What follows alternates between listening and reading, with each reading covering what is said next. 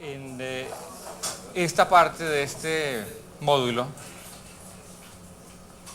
del Diplomado en Alta Dirección Universitaria, el propósito es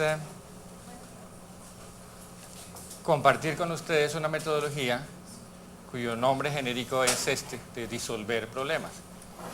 Este es el título de un libro que escribimos con Eduardo hace ya varios años, que a su vez fue el resultado de un curso que se llevó a cabo en la Universidad de los Andes, inicialmente en Ingeniería Industrial, luego fue un curso abierto a toda la universidad, que inició Eduardo también hace algunos años, y fíjense que hablo siempre en algunos años, no fijo la fecha, pero fue varios años atrás. Creo que el curso inicial se llamaba Pensar Sistémicamente, o fue varios años atrás. Pensamiento sistémico, enfoque sistémico, y luego se llamó Situaciones Problemáticas. Y fue un curso que fue evolucionando. Yo llegué de Inglaterra a ese curso, entre otras por invitación de Eduardo, y de esa dialéctica entre las formas en que cada uno veía la temática, pues fue evolucionando el desarrollo del curso. Entre otras, el curso innovó mucho en términos pedagógicos. Llegamos a un momento en que teníamos un curso de 550 estudiantes, un solo curso de 550 estudiantes, porque parte de la innovación del momento obedecía a una pregunta que nos hacíamos de cómo, si era posible manejar un curso sin limitación, cuando la Facultad de Ingeniería decía que eso era imposible hacerlo. Nuestra posición era que era un problema de diseño, de diseñar el espacio y la forma de interactuar con los estudiantes. Y en esa época, hace varios años, decidimos utilizar tecnología con cámaras de televisión. No existía nada de este tipo de aparatos. Entonces lo que hicimos fue una red que enlazó varios salones en un estudio de grabación que tenía la Universidad de los Andes. Y en ese pequeño estudio, que era un estudio completo de grabación, transmitíamos en vivo la clase con un grupo pequeño de 20 estudiantes. Y en cada salón había más o menos 20, 30 estudiantes con un monitor y una cámara que proyectaba en vivo lo que estaba pasando en el pequeño salón. Y ahí empezaba a hacer una gran cantidad de interacciones. Pero un efecto que a mí me impresionó, y es que ese curso antes lo manejábamos en un auditorio, primero con 60, con 80, con 100, 120. Cuando llegamos a 150 estudiantes, la capacidad del auditorio de los Andes no dio para más. Entonces arrendamos el auditorio del Colombo Americano, que quedaba como a 2 cuadras de la universidad. Entonces a esa hora había una romería de estudiantes de los Andes hasta el Colombo, y ya llegamos como a 200 y pico estudiantes. Pero cuando pasamos a 500, pues ya no daba abasto ni siquiera el Colombo. Y fue cuando armamos esta red. El manejo de las discusiones cuando había 200 estudiantes no era fácil, empezando por lograr que los estudiantes se calmaran al arrancar. Y el efecto que les cuento me impresionó a mí fue que cuando llevamos las cámaras a todos los salones, y en el momento en que el monitor dijo estamos al aire, hubo silencio absoluto. Silencio absoluto. A los estudiantes no sabían si la cámara estaba prendida o no, pero da igual. Había un efecto impresionante por el hecho de que había una cámara. Ahora, eso evolucionó porque los estudiantes de cada salón podían levantar la mano, hacer una pregunta, y la cámara lo enfocaba, y eso se distribuía a todos los otros salones, nos llegaba a nuestro salón de producción, y ahí seguía pues, digamos, la dinámica de la clase. En fin, el resultado de todas estas ensayos y aprendizajes, entre otros, fue el libro que ustedes ya conocen, está en la página. Eso es muy cierto. Ese tal vez fue el primer curso virtual que se ofreció completo en América Latina, porque fue un curso que financió el Banco Mundial. O sea, Global Development Learning Network. Fue una convocatoria que hizo, estaban ensayando la posibilidad de hacer cursos virtuales, nosotros concursamos y nos ganamos el concurso. Y fue el primer curso que se ofreció en toda Latinoamérica virtualmente. Ahí pasamos a otro estadio, y era ya utilizar ya los medios un poco más modernos de comunicación vía videoconferencias, que es una tecnología muy distinta. O sea, la forma en que uno se relaciona sigue un protocolo muy particular, porque pues uno no tiene el control directo de lo que está pasando al otro lado. Entonces hay una forma de comunicarse con los otros para saber cuándo dar la palabra, cuándo ellos pueden hablar y cuándo hay un cambio. Y en este caso había varios simultáneamente. Entonces fueron experiencias interesantes de innovación. Gran parte, les decía, de la innovación en el desarrollo metodológico, no tanto pedagógico, es lo que se plasma en el libro. Y el título mismo muestra una distinción importante, y es esta palabra, este verbo al comienzo, que dice disolver problemas. No hablamos de resolver problemas, y parte de lo que quisiera hacer a lo largo de esta introducción es mostrar la diferencia entre lo que llamamos resolver un problema y lo que llamamos disolver un problema. El punto de partida, por supuesto, va a ser también qué entendemos por problema. Porque el propósito es que ustedes, siendo responsables de unidades administrativas, académico-administrativas aquí en la universidad, a lo largo de este diplomado, ustedes planteen un problema, o lo que de hecho llamamos una situación problemática, pertinente para su unidad de la que son responsables, y al final nos presenten una manera para disolverlo.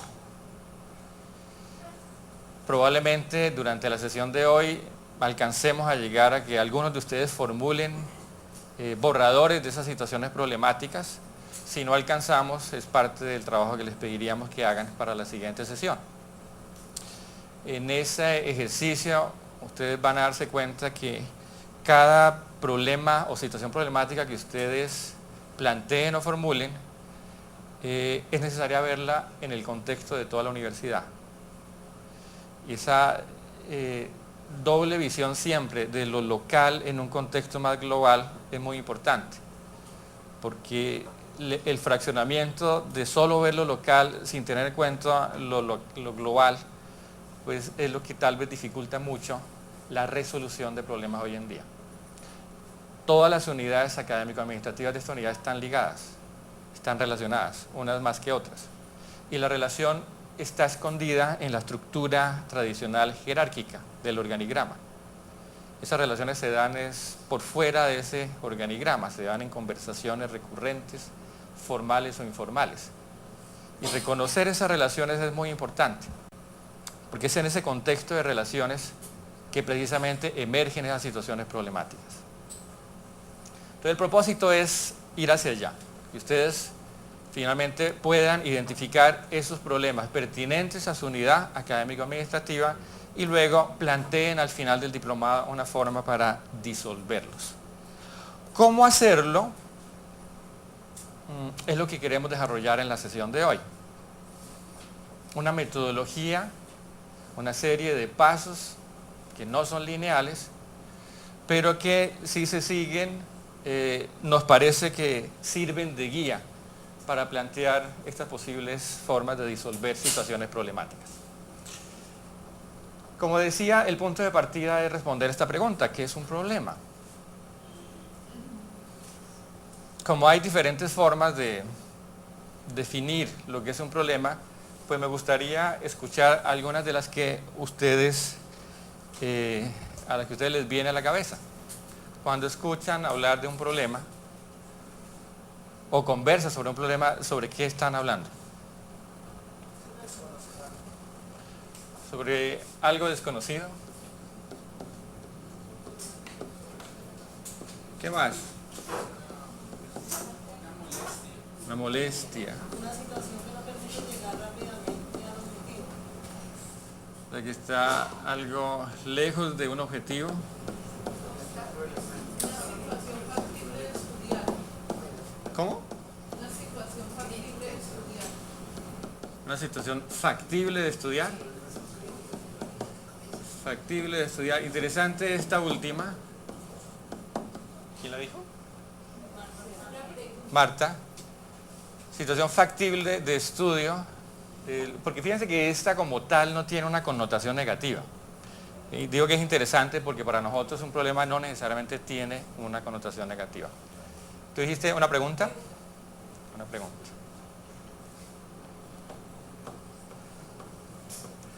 Ahora, ¿toda pregunta estaría asociada a un problema?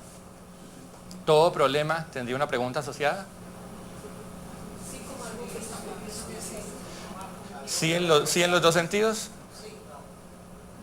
Le estoy preguntando pues a quien origina la...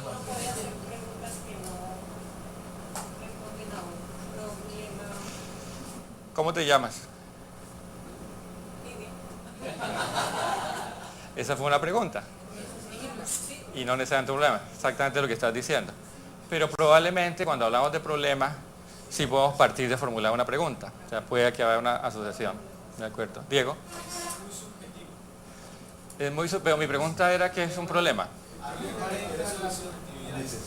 Claro, pues estamos pasando ya de lo que es a características. Tú estás hablando de unas características asociadas con un problema, pero antes de entrar ahí, sigamos explorando la definición. Una oportunidad que está asociada, ok, voy a llamarlo así, una oportunidad. Una oportunidad. Una necesidad. De nuevo, fíjense que oportunidad y necesidad no necesariamente, sobre todo la primera, tiene una connotación negativa. Una interpretación. Existencialmente es un escollo, algo que hay que quitar, Un escollo. remover. Ok, pero eso tiene una connotación negativa también, ¿no? Si es escollo, es una molestia, Sí. algo para remover. ¿Elga? Yo quería la decía, más allá que factible, que amerita. Una situación que amerita. Que amerita. O sea, pertinente. Pertinente. Si es impertinente, ¿no?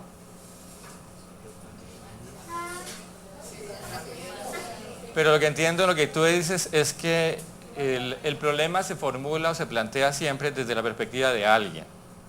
Que eso es algo también interesante. El problema no está allá afuera. El problema lo plantea alguien. Uno no se tropieza con problemas. Alguien habla de un problema, alguien lo plantea, alguien lo formula. Puede que al describirlo esté describiendo algo, pero el problema como tal es planteado por alguien. Por lo tanto, hay directamente una conexión entre el problema y quien plantea el problema.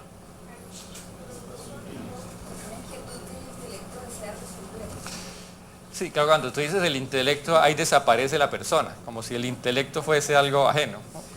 Diría una inquietud que alguien desea resolver. El intelecto como que esconde la corporeidad de ese alguien.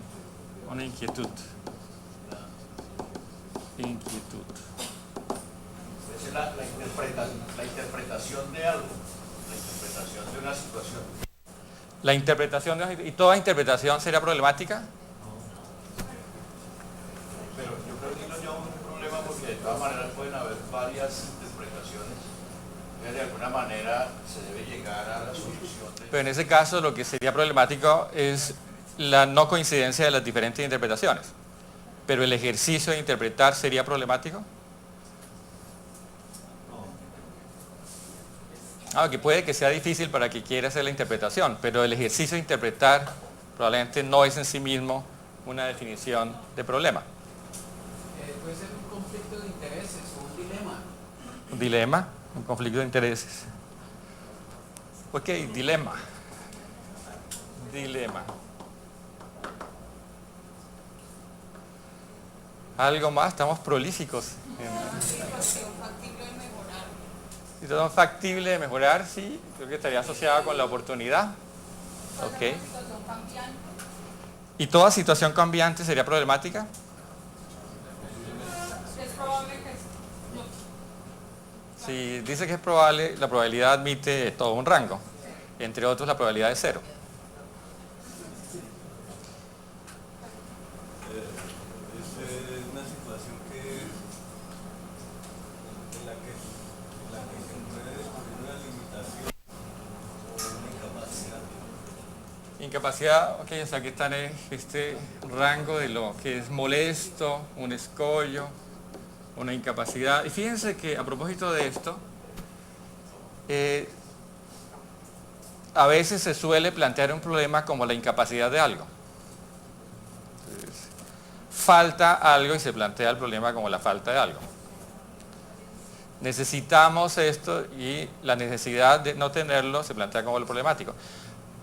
Vamos a ver aquí que esa manera de plantear un problema no es adecuada, porque limita de entrada el espacio de posibles soluciones.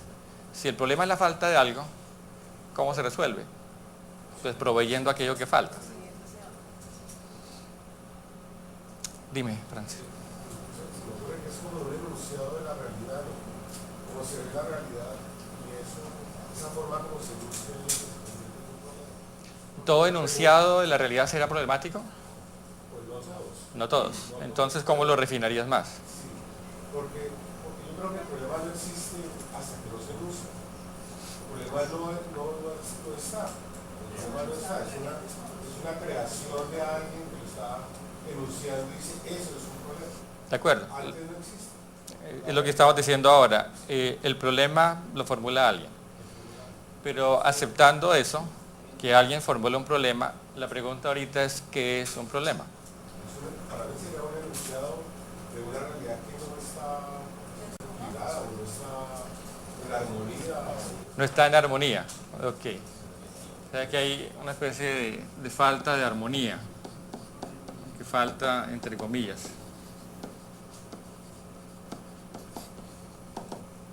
Muy bien. ¿Algo más? César. Es la definición de una necesidad de una persona o colectivo en un contexto determinado y en un tiempo determinado. Ok, digamos que ese es un intento de agrupar varios de los que están acá. Algo adicional que agregue a la lista que hemos... Dime. Una situación de crisis que está de nuevo a este lado, asociado con algo negativo, una crisis. Crisis y oportunidad, fíjense que estarán como en casos extremos. Crisis, algo que no queremos que ocurra, pero que está ocurriendo. Oportunidad, algo que deseamos que ocurra, que no está pasando. Una situación imprevista. ¿Toda situación imprevista será problemática? Entonces, se llama autogol. Dime. Yo pensaría que es una situación indeseada, pero lo que Ya nos está. convierte el problema es que se quiera mejorar. Ah, interesante. Hay una intencionalidad. ¿Sí? ¿Es lo que quieres decir? Sí, mientras no se desee mejorar, pues no es un problema. O sea, no solo hay una percepción de que lo que estamos observando es negativo en el sentido que es contrario a aquello que esperamos, sino además deseamos que cambie. Ok. ¿Elga? Situación cuyos efectos motivan o invitan a la búsqueda de la resolución. ¿Y la situación invita y motiva? Los efectos que generan los efectos que causan su presencia motivan para Lo que me llama la atención es la forma en que lo planteas, porque da la sensación de que las situaciones tienen cuerpo y motivan a las personas. lo amerita. A medida que la situación que genera o lo que se identifica si será algo positivo o negativo, invita a que la formula suscita un interés para buscar una solución, una condición de cambio. Sí, de nuevo lo que quiero resaltar es que en la forma en que tú lo describes pareciera que la situación problemática invitara a alguien. Pero hemos dicho ahorita que la situación problemática la formula alguien. Entonces es una autoinvitación en ese sentido. Yo formulo la situación problemática porque tengo una cierta motivación. No es que el problema me motive a mí. Yo planteo el problema y al hacerlo probablemente motive a otros, incluyéndome a mí. Felipe. Es una situación que genera interés porque afecta a alguna órbita de la vida humana. O sea que hay una afectación, y podemos decir afectación a otros, si te interpreto con lo de ámbito de la vida humana. Me parece importante el que resaltemos las personas, no solo el que plantea la situación, sino aquellos que se ven afectados con esa situación planteada así. ¿Ya? Ok, o sea que aquí yo tengo un objetivo y aquí es algo que yo deseo. Y aquí hay algo que me impide. Y eso que está acá, que me impide cumplir el objetivo que deseo, tú lo llamas un problema. Si te interpreto bien. No, muy bien. También puede ser un fenómeno que no tiene explicación. Por ejemplo, la pregunta que acabas de formular. Ni idea. Doctor, pero es que en buena medida, ¿qué entendemos por problema? Entendemos que estamos entendiendo problema en sentido negativo. Es decir, Claro. el problema es algo donde asimilamos a dificultad, obstáculos, carencias, impedimentos, o un problema es también un error, es también algo que está por resolverse, que sea algo que es factible de estudio. Claro, o sea que la respuesta a la pregunta pues va, no es tanto ya que depende de, sino la respuesta a la pregunta le fija el límite. Si yo defino problema como algo que es una molestia que quiero quitarme de encima, de entrada voy a entender como problema aquello que es negativo. Si yo defino como problema aquello que deseo lograr que no he podido alcanzar ahora, pues la connotación es positiva. Y si defino problema como cualquiera de los dos, los involucro a ambos. El punto al que quiero llegar es a un acuerdo con ustedes de qué vamos a entender en esta y la siguiente sesión por problema, que no necesariamente es la definición que aparece en un diccionario, pero sí me parece que es importante llegar a ese acuerdo, porque si no, cuando hablemos de problema de aquí en adelante, pues vamos a escuchar cosas distintas. Entonces, para evitar que tengamos escuchas diferentes, el interés es que tengamos un acuerdo, y como tal es un acuerdo. No es una definición objetiva de algo, es un acuerdo al que los estamos invitando. Por supuesto, como una invitación y no una orden, pues cualquiera en cualquier momento puede decir, a mí no me interesa eso, para mí un problema es otra cosa. Y es importante tener esa diferencia. Pero durante el desarrollo de esta y la otra sesión, para efectos de mirar la coherencia de la metodología, pues es importante tener el mismo acuerdo sobre qué significa problema. Dos últimas, o si no nos quedamos aquí en la definición. Es una pregunta. Una pregunta. Me está diciendo a Patricia, o sea, que el problema es cuando una persona lo hace consciente. Hay una situación desconocida o algo que es factible de estudio. Mientras alguien no haga uso de eso o no quiera desarrollar su problema. Pues nosotros vamos a decir que los problemas se formulan, se plantean, se verbalizan. De ahí vamos a empezar. Por lo tanto, si no se verbaliza, si no hay esa conciencia, en este contexto no habría problema. Por supuesto, eso dejaría de lado muchos otros aspectos que consideraríamos como problema en otros ámbitos, en la psicología, por ejemplo. Pero para efectos nuestros, en este contexto que es más organizacional, los problemas se verbalizan, se plantean, se estructuran. De hecho, vamos a decir que plantear, estructurar, verbalizar un problema es muy importante. La manera en la cual se verbaliza el problema, la manera en que se plantea, está asociada con el espacio de posibles soluciones. Si yo planteo un problema de una cierta manera, hay un espacio de soluciones que se abre. Pero si lo planteo de una manera distinta, el espacio de soluciones cambia. Luego, la mera verbalización del problema es muy importante. Juan.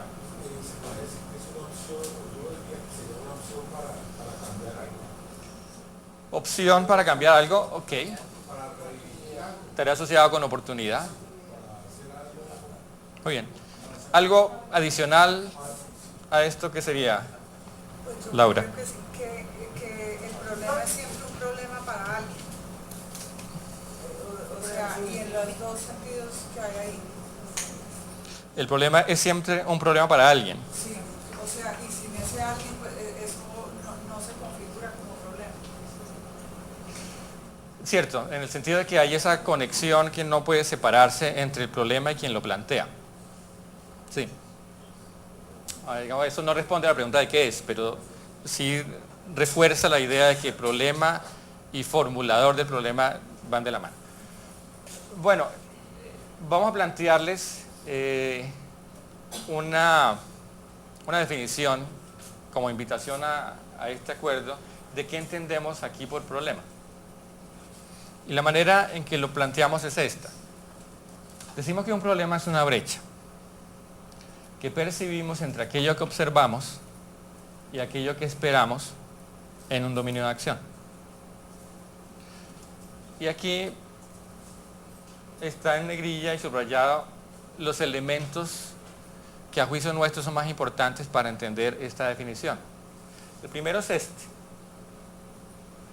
Es una brecha, o sea, una distancia, una separación. ¿Entre qué? Entre algo que percibimos comparado con algo que esperamos. Entonces fíjense que el momento en que nosotros queramos formular una situación problemática en este contexto, que insisto es un contexto organizacional, debemos tener la capacidad de observar. Y debemos tener la capacidad de hacer explícito aquello que esperamos encontrar. Y son dos aspectos distintos. Aquello que deseo que ocurra y aquello que estoy observando en este momento. Y esos dos están en un mismo dominio de acción. En una universidad, por ejemplo, un dominio de acción puede ser la investigación. La investigación de esta universidad es un dominio de acción. Un dominio en el cual hay grupos de personas, recursos, que se relacionan para llevar a cabo algunas actividades con algún propósito. La investigación puede ser planteada de esa manera. Si percibimos como problemática la investigación en la Universidad de Ibagué, es porque estamos observando el proceso de investigación como ocurre hoy en día y lo estamos comparando con aquello que esperaríamos que ocurriera. Pero fíjense que observación, y para hacer la comparación en los dos momentos, requiere tener aspectos específicos que permitan hacer la observación, por ejemplo, indicadores. Si yo digo, por ejemplo, que caracterizo o quisiera caracterizar la investigación de esta universidad con una frase que apareció hace 2 sesiones, si mal no estoy. ¿Recuerdan la frase que se escribió acá? Y fue el resultado de lo que Luis Enrique le pidió a varias mesas que discutieran. Y aquí lo que se escribió fue una investigación, ¿recuerdas qué decía? Pertinente regionalmente y de calidad internacional. ¿Recuerdan? Es la frase que apareció como investigación para una universidad como esta. Pertinente regionalmente, calidad internacional. Entonces, si caracterizamos la investigación de esta universidad de esa manera, pues para observar que efectivamente eso ocurra, que sea pertinente regionalmente y que sea de calidad internacional, pues tenemos que acordar indicadores que nos permitan observar que eso está pasando. Y esos mismos indicadores son los que observaríamos hoy en día. Y la brecha que hay entre los dos plantearía una situación problemática. En general, en cualquier dominio de acción, en una organización, yo podría observar brechas entre aquello que espero que ocurra en ese dominio y aquello que estoy observando en ese momento. Entonces, fíjense que de esa manera, planteado lo que entendemos por problema, la gran mayoría de aspectos que aparecen aquí están involucrados. Algo desconocido, una molestia, una pregunta, ¿sí? Pero también una oportunidad, un objetivo que deseamos alcanzar y algo que nos impide que aparezca, un dilema en cierto sentido, falta de armonía, una incapacidad, un escollo, una crisis, en fin. Esta es la definición que les planteamos, que abordemos en términos, que aceptemos en términos generales. Entonces, un problema es una brecha entre aquello que observamos y aquello que deseamos, en un contexto particular. En el libro que ustedes tienen hay una definición más detallada, pero pues se las dejamos a que ustedes la lean más en detalle. ¿Quiénes de ustedes alcanzaron a leer las primeras 150 hojas? ¿Perdón? No, son las primeras 150. Bueno, lo invitamos a que lean el resto del libro. Ahí les decía, pues digamos, esta definición de problema se desarrolla un poco más. Muy bien, ¿alguna pregunta con respecto a esta definición? Helga.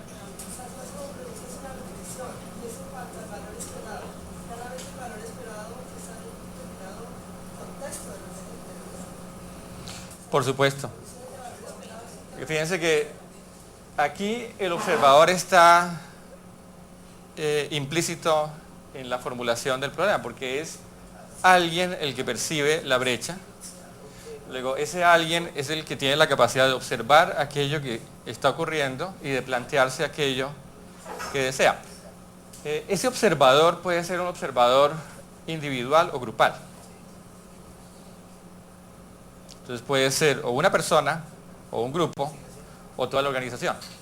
En el caso de la universidad, si el tema es investigación, probablemente va a ser un acuerdo.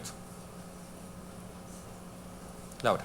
Sí, doctor, esperamos, usted ha usado desear, eso está bien, ¿no? Algo que deseamos, no solamente algo que pueda ser, digamos, más o menos suficientemente esperable, sino puede ser una utopía, pero que no puede estar muy lejos, pero se puede desear eso.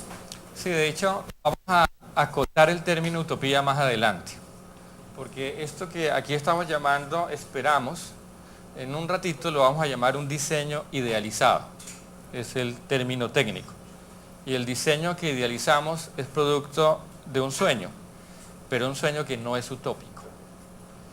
Para que no sea utópico hay ciertas condiciones precisas que debe tener ese sueño, en particular la manera en que se plantea ese diseño. Pues algo que vamos a ver más adelante. Resolver o disolver un problema. ¿Cuál de las dos? ¿O cómo diferenciamos lo primero, resolver, a lo segundo, disolver? Si hemos acordado que la definición de problema es esta brecha que está acá. Entonces lo que quiero hacer ahora es mostrarles de entrada el diagrama genérico de esta metodología para disolver problemas. Y al mostrarlo, voy a señalar la diferencia con lo que entendemos por resolver un problema. Estas son las 4 fases de la metodología. Partimos de esta, que está acá. Una vez que se ha formulado, planteado, verbalizado el problema, suponemos que ya se ha planteado, verbalizado, más adelante vamos a volver a eso, pero una vez que está planteado el problema, el punto de inicio va a ser comprenderlo.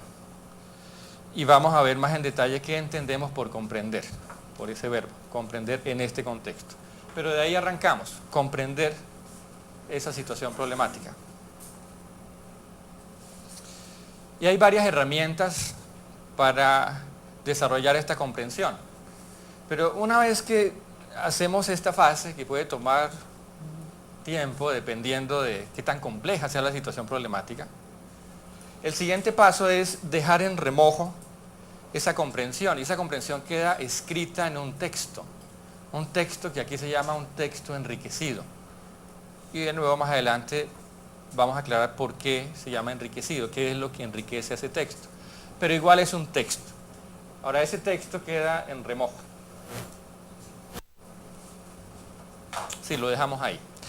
Y luego la metodología lo que plantea es hacer un ejercicio de ensoñación, como acabas tú de decir, de pensar a futuro y de pensar sobre esa situación problemática, qué es lo que en principio deseamos que ocurra como la operación del contexto de donde surge ese problema, para que al operar de esa manera el problema no exista. Y ese diseño es lo que aquí se llama un diseño idealizado. Un diseño idealizado. Como estamos en el ámbito organizacional, insisto, aquí no estamos hablando de problemas de matemáticas, ni de física, ni problemas académicos, sino problemas en un contexto de una organización, por ejemplo, de esta universidad. Ese diseño idealizado describe algo que está operando, describe una forma de operar. En el caso de la investigación, describiría una manera en la cual la investigación de esta universidad estaría organizada. Describiría cómo funcionaría la investigación en esta universidad 20 años adelante. Es una descripción muy precisa de cómo operaría. Es como si ustedes pudiesen llegar viajando al futuro 20 años a la misma universidad, se encontrase con la doctora Helga Patricia, que está en investigación todavía, y le preguntase: doctora Helga Patricia, cuénteme cómo funciona la investigación en la Universidad de Ibagué, porque acabo de leer que aquí hay una investigación pertinente regionalmente y de calidad internacional. Y Helga lo que hace es saca una presentación 3D holográfica, estamos 20 años adelante, y describe: mire, esta universidad hace esto, y describe cómo funciona. Pero al describir lo que funciona, trae a colación evidencia que muestra que lo que se hace es pertinente regionalmente y de calidad internacional. Esa descripción operacional de cómo opera 20 años adelante es lo que aquí se llama un diseño idealizado. Fíjense que al describirlo de esa manera, yo estoy idealizando, pero estoy idealizando de una manera que es factible, no es utópica. Es probable que hoy en día sea difícil de alcanzar, pero en 20 años probablemente sí. Luego, uno de los elementos importantes a considerar al hacer un diseño idealizado es que la tecnología que hay hoy en día, si uno mira la tendencia y las posibilidades que tiene, puede que nos posibilite hacer cosas que hoy en día no podemos hacer. Y eso que podemos hacer con esa tecnología a futuro forma parte del diseño idealizado. Laura. Pero la diferencia entre factible y utópico no está solamente en principio en la tecnología, No está. hacer la gente. Sí, pues te digo, estoy dando pildoritas de las características del diseño. Una es la tecnología, el otro es la cultura, que es en donde está la gente, pero vamos por partes. Cuando planteamos este diseño idealizado, que también se plantea en un documento que queda escrito, y hay formas de hacer esa descripción del diseño idealizado, esto se queda en remojo. Entonces fíjense que tenemos dos resultados: la descripción comprensiva de esa situación problemática y una descripción de un diseño idealizado. Y fíjense que temporalmente estamos en momentos distintos. La de este lado se refiere al hoy, la de este lado se refiere al mañana. Fíjense que estos pueden estar completamente conectados en su formulación. Es probable que mientras esté pensando en un diseño idealizado, yo me percate que hay aspectos que no he observado en la situación de hoy en día. Y tenga que hacer un alto temporal acá, regresar acá, indagar nuevos aspectos y luego utilizar esa nueva información, nueva comprensión y volver otra vez a refinar el diseño. Luego aquí hay un ciclo que puede iterar varias veces. Menciono esto porque la metodología, aunque se describe linealmente, pues porque el discurso es lineal en últimas, en su operación no necesariamente lo es. Supongamos que esto llega a una estabilidad y el grupo que está haciendo esto está contento con el nivel de comprensión de la situación problemática y con el diseño idealizado. El siguiente paso es hacer una comparación entre el diseño idealizado y la situación actual. Y es una comparación que es motivada por una pregunta. La pregunta es: ¿qué nos impide hoy en día pasar de la situación actual a este diseño idealizado? ¿Por qué no estamos allá? ¿Por qué no hemos llegado? Si queremos que eso sea. Y la descripción es muy detallada de qué es lo que queremos que pase. De esas posibles respuestas a esa tensión creativa que surge de hacer la comparación entre el estado actual y el deseado, es posible identificar lo que aquí, en esta metodología, se llaman obstáculos. Y el obstáculo aquí se entiende como aquello que me dificulta moverme del hoy al mañana. De nuevo, es posible analizar con cierta precisión esos obstáculos, podemos categorizarlos. Podemos identificar obstáculos tecnológicos, obstáculos de orden administrativo, obstáculos culturales, obstáculos organizacionales, obstáculos de orden político, en fin. Es más, podemos hacer un análisis de relación entre obstáculos. Podemos mirar qué obstáculo tiene mayor incidencia sobre los demás, es decir, hacer un análisis de incidencia sobre el conjunto de obstáculos. En fin, hay varias herramientas que nos permiten estudiar con más cuidado esos obstáculos. En esta lógica, fíjense que decía que los obstáculos es aquello que impide pasar de la situación actual a la idealizada. La metodología termina proponiendo estrategias de acción. Pero ¿estrategias de acción para qué?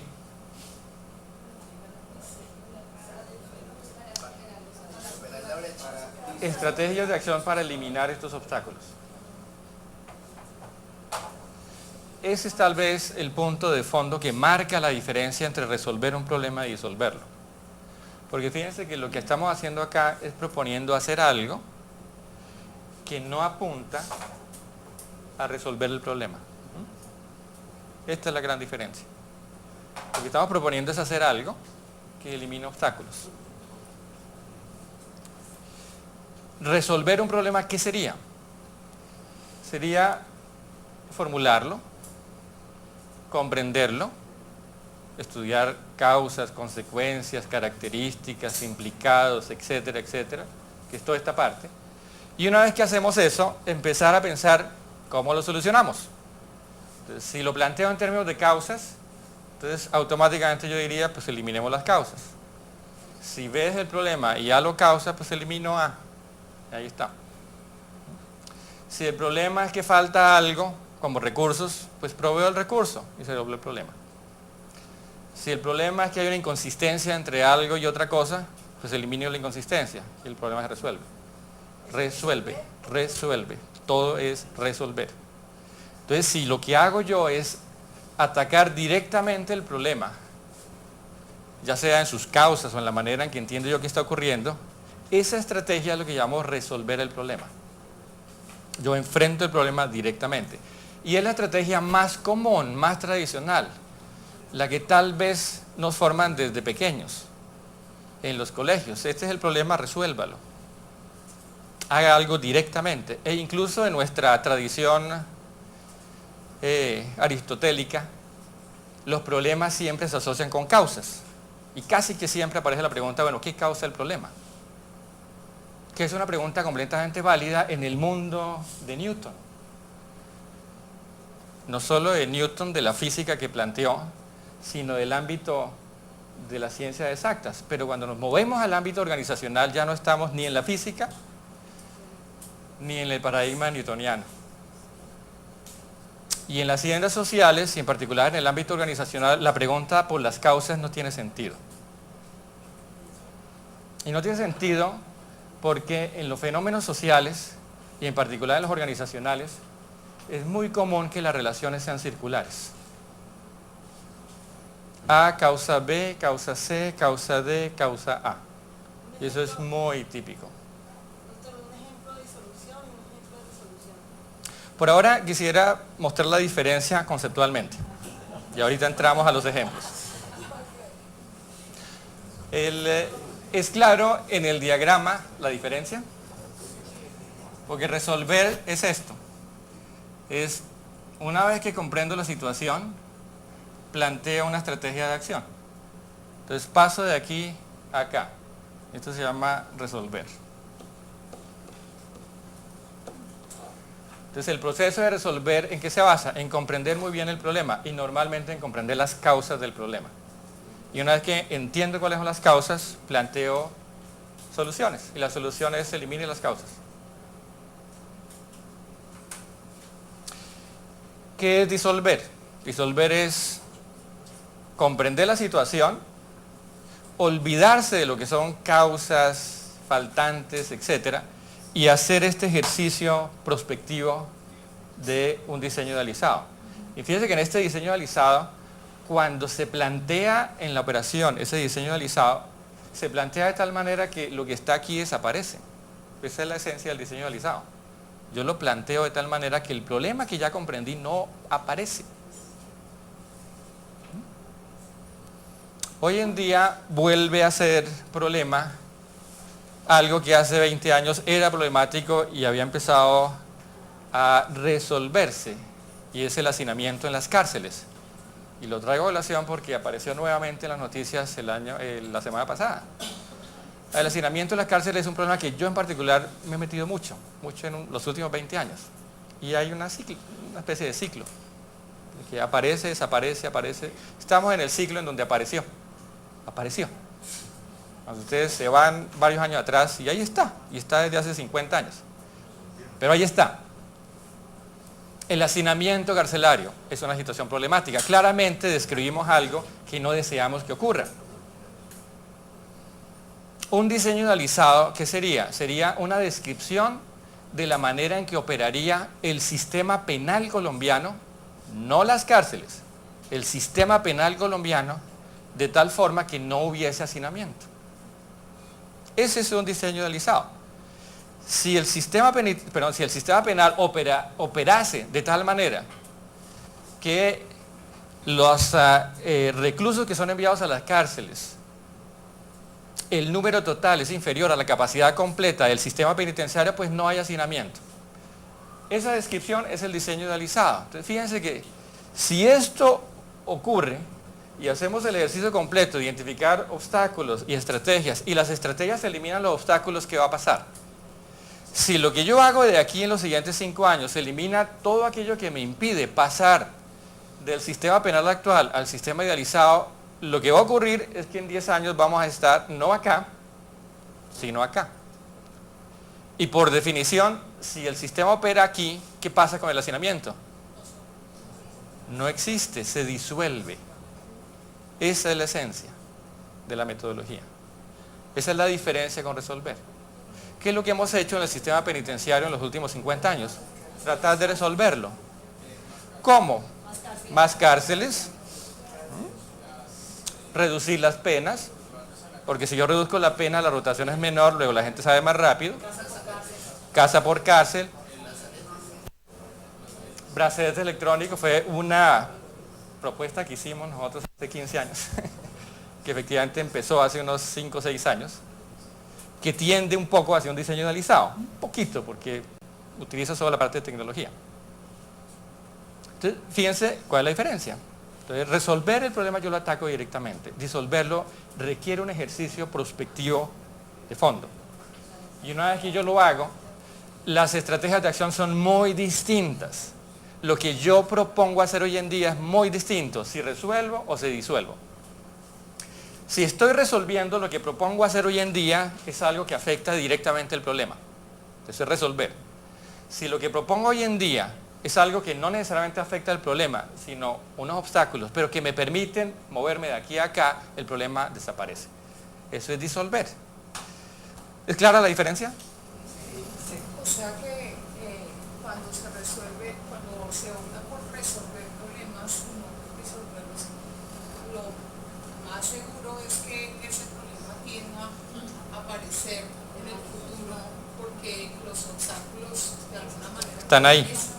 Mientras que cuando se habla de disolver problemas, sí podemos llegar a esas situaciones donde definitivamente el problema ya desaparece. Claro, porque fíjate que como lo planteamos el problema como una brecha entre lo que percibimos y lo que deseamos, cuando tú pasas de lo actual a lo que deseas, por definición el problema desaparece porque la brecha se cierra. Álvaro. Cuando hay una escala de problemas, podríamos incluso categorizarlo, ¿no? De lo general a lo particular. El hacinamiento de los cárceles, por ejemplo, se podría también igualmente relacionar con la ineficacia de la justicia. los índices, aumentaron los índices de seguridad, bueno, todo lo que eso conlleva. Entonces, un problema genera otro problema. Entonces, ¿cómo resolverlo? ¿Cómo resolverlo? Cuando hay una cadena de problemas.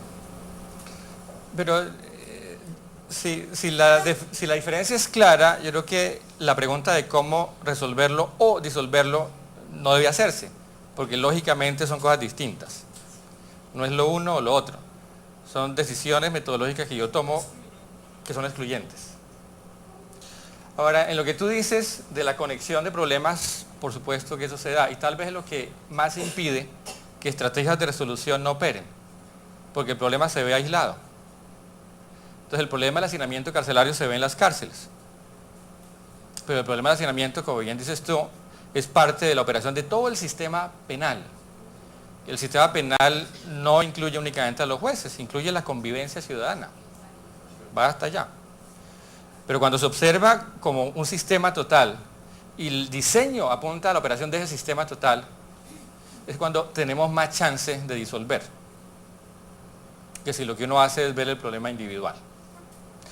Insisto, cuando hagamos el ejercicio acá, cada uno de ustedes va a plantear una situación problemática de su propia unidad académico-administrativa. Pero vamos a hacer el ejercicio de discutirlo acá, porque en esa discusión, muy seguramente, lo que alguien plantea, María del Pilar, como problemático en registro, puede que esté relacionado con lo que está pasando en investigación, y eso a su vez con Paz y Región o con biblioteca. Y esas conexiones hay que hacerlas. Porque los diseños idealizados que ustedes se van a plantear, en última, deben apuntar a un diseño idealizado de esta universidad. No tanto el diseño idealizado de cada una de las unidades. Eduardo suele traer el ejemplo de que no es factible construir un carro de carreras de Fórmula 1 a partir de los principales componentes de un carro de carreras, tomando cada componente como el mejor de su especie. Si por ejemplo los Renault tuviesen el mejor sistema de frenos y los Ferrari el mejor sistema hidráulico y los, qué sé yo, otro carro, Renault el mejor sistema de aceleración y yo llanta, y cojo todo eso, de eso no saco el mejor carro. Porque el gran lío es cómo coordino todo eso.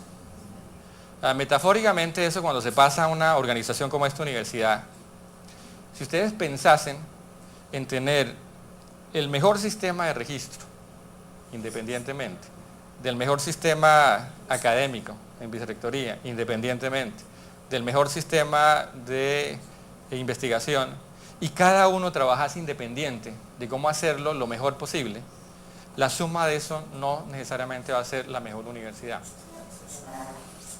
Porque lo que nos constituye como universidad es la relación de todo eso. Nosotros no trabajamos aislados. Esa es una de las consecuencias no deseadas de entender todavía hoy en día la estructura de una organización como su organigrama. La estructura de una organización no es el organigrama, no son cajitas con flechitas, para nada. Un organigrama a lo más muestra quién regaña a quién. Entonces ven aquí, está decano y arriba dicen vicerrectora, yo sé a quién va a regañar.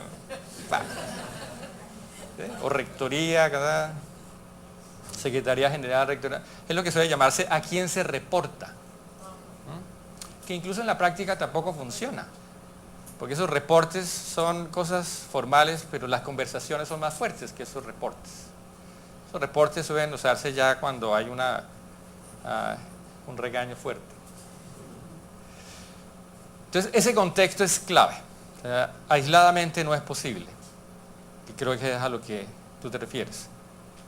Ver los problemas de manera aislada porque están relacionados entre sí. Aquí la invitación es a no hacer eso. Sí. Tratando de establecer diferencias entre lo que es resolver y disolver, en el ejemplo particular que usted pone de la situación carcelaria, cuando se ataca construyendo más cárceles, ¿no será que no se ha identificado realmente la causa? Pero fíjate que mi invitación precisamente es a evitar hacernos ese tipo de preguntas, que son preguntas que vienen muy de una formación de ingeniería. Ayer Luis Enrique decía, nosotros somos el resultado de lo que hemos sido históricamente y pensamos de acuerdo a nuestra propia historia. Y parte de esa formación de pensamiento viene de nuestra formación profesional. Es más, es muy probable que ustedes conversando con alguien, solo por el hecho de escuchar atentamente cómo es, cómo habla, cómo se expresa, ustedes puedan inferir de qué profesión viene. Tu pregunta claramente indica que tú eres ingeniero o tu formación está en esa área. Porque desde esa formación, asociar un problema a una causa es inmediato. Y no solo inmediato, sino es natural, que es lo que hace difícil plantearlo de otra manera. Como es natural, pues surge de manera espontánea. Pero si ustedes le hacen la pregunta a un abogado en términos de lo que es el hacinamiento carcelario, es probable que también surja la idea de causa, doctor Olga Lucía, pero desde un ámbito completamente distinto. Probablemente el abogado diga, aquí hay una norma que no está funcionando bien, revisemos la normatividad. Si usted se lo pregunta a un ingeniero civil de hacinamiento, probablemente diga, el diseño de estas cárceles está equivocado. ¿Por qué? Porque hacinamiento es un problema de capacidad. Pero si se lo pregunta a un antropólogo o a un sociólogo, probablemente diga, ¿qué le pasa a esta sociedad que cada vez comete más conductas que los llevan a que los metan a la cárcel? Y son tres planteamientos diferentes o tres ópticas diferentes de observar algo que llamamos hacinamiento. Lo que puede ser común a esos tres, aunque las disciplinas sean distintas, es que los tres estén pensando por causas. El ingeniero en causas de ingeniería, el abogado en causas legales y el sociólogo en causas de comportamiento social. Nuestra invitación acá es abandonar esa idea de pensar en causas, que es muy propia del pensamiento de la modernidad, de la racionalidad. Este es el problema, ¿cuál es su causa? Ese quiebre de la causalidad es fundamental. Curiosamente, ese quiebre de la causalidad se dio por primera vez en la física. Y digo curiosamente porque es la física el paradigma a partir del cual surge la epistemología de las otras ciencias. Ese pensamiento de Newton es el que se transporta después cuando aparecen las ciencias. Entonces la epistemología de las ciencias sociales se deriva de la epistemología de la física. Y curiosamente es la física la que plantea que la causalidad no es algo que puede generalizarse. Y ustedes tal vez recuerdan eso, estaban muy chiquitos, fue en 1905. Recuerda, en 1905 Einstein publica 5 artículos. Y en uno de esos artículos muestra cómo el principio de causalidad se quiebra. Probablemente ustedes lo hayan visto, pues porque hay ya muchos documentales en National Geographic, etc. Él lo que hacía, Einstein, haciendo un paréntesis para responder a la pregunta tuya, eran lo que él llamaba diseños de la mente, experimentos mentales. Y se imaginaba un experimento. Y esa fue la genialidad de la forma de razonamiento de Einstein. Él no era un físico experimental, era un físico teórico, pero hacía experimentos en su cabeza. Y los experimentos los contaba. Y este que me refiero era un experimento en donde se imaginaba un tren que se movía a una velocidad muy alta. Y lo que habían demostrado unos físicos, eso sí experimentalistas, algunos años atrás, es que la velocidad de la luz es finita. 300.000 kilómetros en un segundo. Un rayo de luz de aquí a la luna tarda 1 segundo. O sea que en ir y volver tarda 2 segundos. De aquí al sol tarda 8 minutos. Y lo otro que demostraron es que nada en el universo viaja a una velocidad superior a esa. Porque la luz es radiación. Fíjense lo que eso quiere decir. Cuando vemos el sol, lo que estamos viendo pasó hace 8 minutos. Porque lo que decimos que vemos es el resultado de un rayo de luz que llega a nuestro ojo. Y eso pasó hace 8 minutos. Puede que el sol ya no exista. Y nos enteraremos en 8 minutos. Pero si uno sigue en esa cadena de inferencias y ve más allá, cuando ustedes ven Alfa Centauri está a 1 millón de años luz. 1 millón de años luz quiere decir el tiempo que tarda la luz, 1 millón de años, pero la distancia que recorre la luz durante un año. Esa es la distancia. O sea que cuando ven ustedes Alfa Centauri en su telescopio, lo que están viendo, ¿cuándo ocurrió? Hace 1 millón de años. Y eso es lo que abrió en el estudio de la astrofísica, estudiar hacia atrás en el tiempo. Cuando uno ve el universo, está viendo hacia atrás. Pero la luz no solo es finita, sino además la velocidad no cambia. Es constante. Y eso fue lo que llevó a este experimento que les cuento de Einstein, en donde él muestra que si yo tengo un tren, aquí está el tren, la parte de adelante y la parte de atrás, y tengo una persona que está aquí, y aquí tengo un espejo, y aquí tengo otro espejo, y aquí tengo la persona que prende un bombillo, y el tren se mueve en esa dirección. La pregunta es, si se está moviendo en esta dirección y yo prendo el bombillo, ¿cuál de los dos ve que la luz llega primero? A lo que él termina demostrando es que yo siempre puedo cuadrar el punto de vista desde el cual observo eso para asegurar que primero lo ve este o primero lo ve este. Y eso depende de cómo cambio el punto de vista. Esa es la esencia del principio de relatividad. Eso que estoy diciendo. Pero fíjense que si eso ocurre, el principio de causalidad se quiebra.